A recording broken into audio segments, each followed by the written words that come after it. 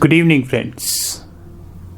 This side Rahul Magan here as a Group Chief Executive Officer, Treasury Consulting, and also a venture capitalist.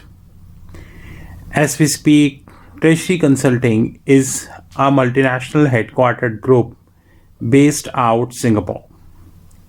We are a professionally driven multi-asset and multinational hedge fund.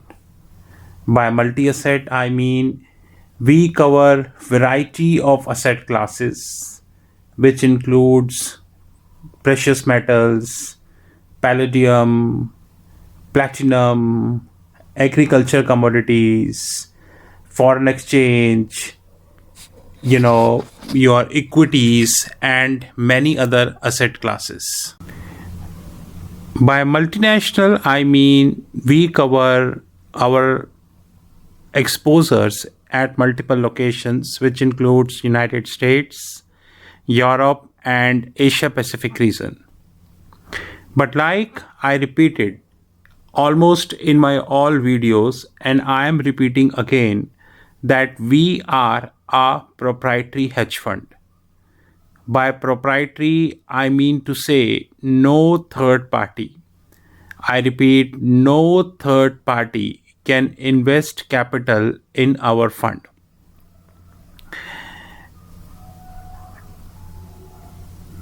Treasury Consulting do not invite any form of funding by any of the third parties. Today, I would love to cover a very important topic in the world of banking. And I strongly feel that this would be another professional opportunity for the youngsters, including myself. But the scale and size of that opportunities matter from an individual to individual. So it cannot be unanimous for everybody. So example, if you take a degree of chartered accountant in India, then everyone is a chartered accountant, right? Of course, based upon your skills, your hard work, your knowledge, you scale your business. Some able to scale their business to the high levels. Unfortunately, some might not be. But apparently speaking, everyone is a chartered accountant. Similarly is the CFA, similarly is the MBA, and variety of degrees we have worldwide. But now there is another opportunity which is coming in the world of finance, which is called professionally qualified analyst. I repeat, professionally qualified analyst. I'm sure that 99% of the people who are watching this video might have heard this first time. Rather, I was planning to make the video around few weeks ago, but time is always a constraint, and this is one of the reason why there is a slight delay in this video, because time is always a constraint. Guys, professionally qualified analyst is a person who deals in only one area of financial market, and that area is known as regulation. I repeat, they only deal with one thing, which is known as regulation. Now, how they are dealing with regulation, this is something which we really need to understand. Now, first of all, every month, rather every day, that should be the better word, lots and lots of new regulations are coming up in the public. Some regulations are local in nature. Some regulations are global in nature. Like, as we speak, on 5th November 2022, Singapore is launching the trial of digital Singapore dollar. But that digital Singapore dollar is actually not a local thing. It is a global thing also. You must be thinking that Singapore dollar is a local currency of Singapore, how it is digital. it is global. It is global because it is linked with the global financial center concept. Singapore is a global financial center. So tomorrow, if Singapore dollar would be digital, then it would have probably positive as well as the negative repercussions on all counterparties. The time would tell whether it is a positive repercussion or it is a negative repercussion. This is known as corresponding statistics in our technical parlance. Correspondence statistics means that when something, any form of regulation which can easily be linked at a global level or which can easily be linked at a local level. In 2023 January, Basel 3 is getting live worldwide. So the local regulator appreciates or the local regulator do not appreciates whether the country is capable to handle the impact of Basel 3 or not capable to handle the impact of Basel 3. Basel 3 is applicable worldwide. In this eventuality, the banks, the financial institutions, the hedge funds, the pension funds, the big depository financial institutions, the funds run by the governments, and everyone needs to shift to Basel 3, which, by the way, is a very, very difficult job. Guys, I'm not covering World War or the impact of World War, that is separate. So, if we shift to Basel 3, in this eventuality, we need somebody in our system who is professionally qualified to understand the regulation. Please note my word very carefully. I'm using a word professionally qualified. I'm not using a word professionally certified. Please take a note of this. Because there is a hell lot of difference between professionally qualified and professionally certified. Professionally qualified is like Steve Jobs, Bill Gates, Warren Buffett, Larry Ellison, Mark Zuckerberg, and this category, who never devoted their energy to certifications. Rather, they all devoted their energy to knowledge, to creativity, to invent something new, to make something wonderful product, and that's why they are always remembered. Professionally certified means that you always run for certifications, one certification after another certification after another certification, and this is a rat race. At the end of the day, your life is finished, but your hoard or your desire to hold certificates would never end. I am talking about professionally qualified analyst. That's very important. We need to understand. Now, I would like to give a professional definition of this professionally qualified analyst. Professionally qualified analyst is a person, he or she, who have the ability to study the variety of regulations we have in the world. Probably few regulations are local in nature, like MS 610, Monetary Authority of Singapore 610. Probably few are global in nature, just like MiFID 1, Market in Financial Instrument Directive 1, Market in Financial Instrument Directive 2, EMIR 1, 2, 3, FINRAP, Basel 3, and the list is long. That person, he or she, is so capable that they would be able to let you know that the impact of the new regulation, which is coming probably 1 week from now, 2 weeks from now, 1 year from now, 5 years from now, the impact of that in your balance sheet or your P&L would be XYZ. This is a reason we title them as professionally qualified analyst.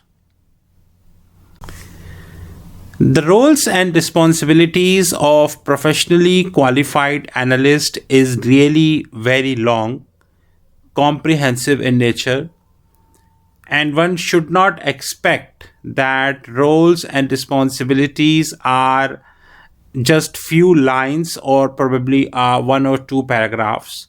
So let me give you a simplistic example. Very simplistic example. Suppose you are a broker dealer network, or probably you are interdealer broker like ICAP, and there are many interdealer brokers we have. Suppose as you are working, suppose ICAP, you are working as an analyst for ICAP. And since ICAP is a broker dealer network, in this eventuality, they are dealing with large banks, Goldman Sachs, JP Morgan, Citi, and all these banks they are dealing with. Basically, an interdealer broker, IDB, is a person who is between a collective clients of their own, sometimes interbank also, and linking the same with another big bank. But in this video, I'm not linking, I would say, the definition of interdealer broker. Now, Basel III is coming. January 2023, FRTB, Fundamental Review of Trading Book, is also coming. Basel III, I don't know how dangerous would be, but FRTB is dangerous for all US banks because Fundamental Review of Trading Book would be changing the psychological or the psychology behind the transfer from the prop book to the banking book. Rather, I should use a correct word, which is trading book and the banking book. So fundamental review of trading book is a very, very long thing. Very, very difficult thing. Our YouTube channel having a lot of videos about FRTB, and as the time progresses, we'll upload more videos.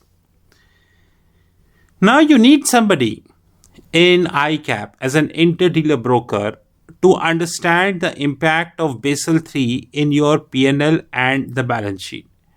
To understand that when going forward in 2023, when you would be interacting with your clients, could be JP Morgan, could be Goldman Sachs, probably Citi, Morgan Stanley, or anyone, you are supposed to have XYZ as, as you are supposed to have XYZ in your books, and you should expect PQR from somebody else. This whole level of mathematics, which is not easy, it looks very easy, should be done by that professionally qualified analyst. Because he should understand each and every granularity, I repeat, each and every granularity of FRTB from an angle of your interbank, from an angle of balance sheet, angle of P&L, angle of pricing, angle of XVAs, valuation adjustments, angle of cost structures, angle of floor outputs, and the list is very, very large. Now, we really need to understand one thing in this regard, that person also needs to understand that how different banks would be reacting when FRTB would be live. So example, ICAP is dealing with three banks, Goldman, JP Morgan, and Citi. Out of these three, powerful is the Goldman Sachs, followed by JP Morgan, and the last is the Citi. But having said that, at few places JP Morgan may be better than Goldman. At few places Goldman may be worse than JP Morgan. At few places Citi may be better than Goldman Sachs. So it all depends in which, the domain of the banking, I would say, you are interacting. Now, all these three is GSIB. GSIB means globally systematic important bank. We have DSIBs, domestic systematically important banks.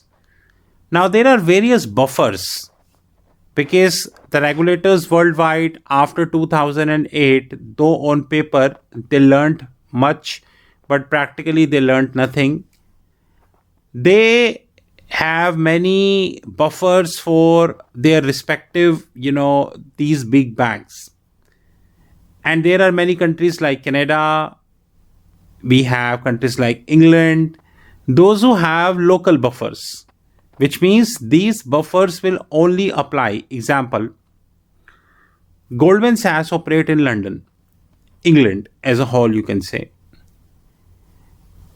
The Goldman Sachs England would have a buffer which they have to maintain in their capital. But that doesn't mean the Goldman Sachs US, Goldman Sachs Singapore, Goldman Sachs Latin America, Goldman Sachs Dubai, Mauritius, Maldives, Malaysia, Hong Kong, they also have to maintain the similar buffer. No, because this is a local requirement. This isn't a global requirement. Example, Capital Conservation Buffer, CCB. This is a global requirement. While there are many separate buffers, they are local. They are local requirement. Henceforth, that analyst, he or she, who is working for ICAP, he should be very clear that once ICAP would be dealing with Goldman Sachs London, there is a buffer that would come into the picture. But similarly, when ICAP dealing with Goldman Sachs US, that buffer will not come into the picture. So there are many differences which that person needs to understand. Practically speaking, he also needs to understand in detail how this buffer would translate to the P&L. That level of understanding should be there. To conclude, regulatory framework on paper would strengthen. On paper, practically it is weakening. We all know that, because every second day one big four, one top bank, one financial institution, any interdealer broker, they are committing frauds. Regulatory framework is strengthening, at least on paper, and so would be the impact on the EPS, earning per share, whether this is basic, diluted, or adjusted, either of that. To have this in a technical sense, it is important to hire somebody into the system who needs to understand that, who needs to understand the optics of that. And that is only possible if he understands the holistic, I repeat, holistic regulatory framework. This is a reason I hope now you can easily connect that why I referred this as a professionally qualified analyst, rather professionally certified analyst. Because if this would be certified analyst, then the whole purpose will defeat. Because you pass a certificate and then go to hell the knowledge. Example, Ernst & Young very recently fined by Securities and Exchange Commission, SEC, regarding manipulation in the CPA exam. Congratulations. Manipulations in the CPA exam. And EY being fined $100 million, which is near about 830 crores if I go with the today exchange rate. Tell me, what is the validity of those people from EY who claim to be CPA? What is validity of that? No validity. You manipulate the CPA paper. What is the validity? No validity. There is no validity. Henceforth, this is professionally qualified analyst, not a certified analyst. Of course, as the time would progress, I would be uploading more videos in this regard. But I professionally and personally feel that, there are ample opportunities, but of course, that person needs to be very capable. He needs to understand the mathematics of that. He should also understand the optics of that. By he means she also. That person should be able to deliberate the P&L balance sheet, and there should lot of skills we are seeking in that person. Thank you guys. This is Rahul Magan. You know my personal number +91 9899242978. I repeat +91 9899242978. Thank you and have a great time ahead.